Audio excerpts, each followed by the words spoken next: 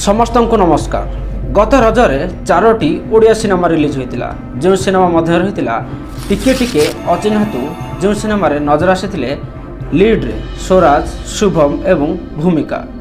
ता सहित release होइतिला Chandravanshi Odia cinema, जोंथिरे नजर आसीथिले लीड रे सुपरस्टार सिद्धार्थ महापात्र सार, आकाश दास नायक सार एवं पूनम मैम।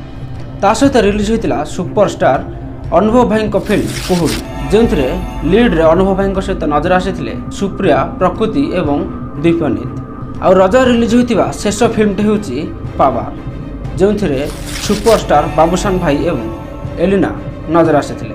रज रिलीज होइतिबा एही 4टी सिनेमा मध्यरु प्रथम, द्वितीय एवं तृतीय सप्ताह रे 2टी सिनेमा चलीतिला, जो 2टी सिनेमा ना हेउची पावर आ कुहुड़ी। मु प्राय प्रत्येक दिन बुक माय शो रे चेक करे को सिनेमा को केतुटा सिनेमा हॉल मिली और सिनेमा हॉल रे केते लोक बुक करी देखा जाउछन्ते। जदि देखा जाए एई रेस रे आगरे थिला पावर, आ ऑफिशियली भी जणाउछन्ते सिनेमार बॉक्स ऑफिस कलेक्शन वर्तमान सुधा केते ही। आ सबुठारु भलो लागिला बाबूशान भाई तांको सिनेमा को नहीं टिके सीरियस अछन्ते।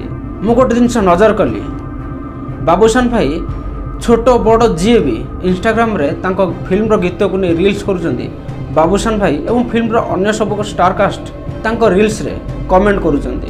ता सहित बाबूशान भाई एवं फिल्म रो टीम अनेक सिनेमा हॉल को विजिट करिसेंते एवं लोक मानक सहित फिल्म भी देखिसेंते। आ सेपटे अनुभव भाई भी जोरसोर रे काम आरंभ करथिले।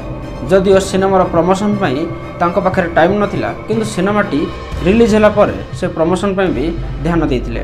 मझिरे किछि क्रिएटर मानक नै फिल्म रो प्रमोशन करबा को नियर ढंग रे चेष्टा करथिले, किंतु वर्तमान प्रमोशन उपरे 2टी सिनेमा बोधे आ सेते ध्यान देबेनी।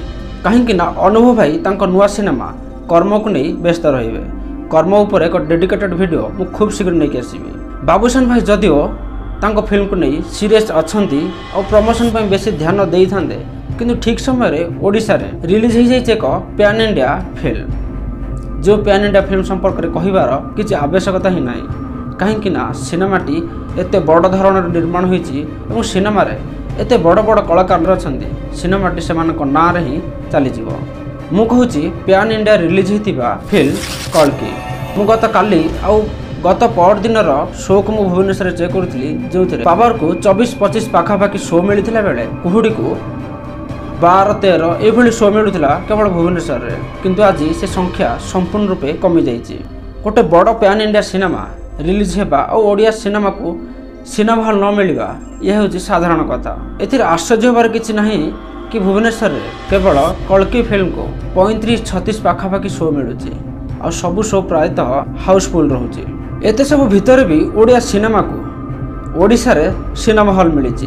तेबे ए सब को नहीं आपनकर मतामत कमेंट बॉक्स रे आपनक बहुमूल्य समय काढी निहाती लिखिक जणातु। ता सहित जदि आप सिनेमा देखा पसंद करते, सिनेमा सहित जड़ित छोट मोट सूचना पाई एवं ही सब्सक्राइब करनियंतु जीवन टीवी यूट्यूब चैनल। वीडियो शेष में आपको मुझे जानवाक चाहे पुराना चैनल रे किसी असुविधा थिबा कारण से वीडियो आसी पारुनी। गोटे नुआ चैनल ओपन करी मु एथिरे वीडियो अपलोड करूँ।